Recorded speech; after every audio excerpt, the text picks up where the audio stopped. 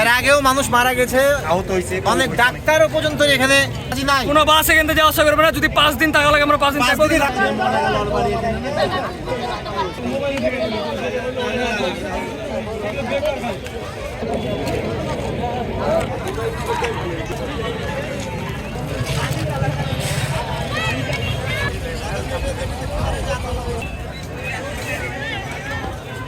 গোল চত্বর হোক, এটাই আমাদের দাবি আমাদের।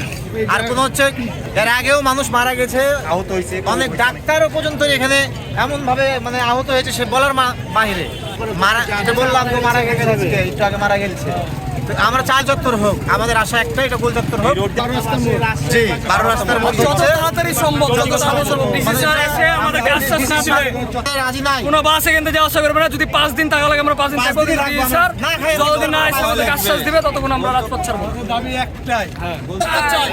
যত তাড়াতাড়ি দাবি একটাই, যেখানে গোল চত্বর হওয়া দরকার।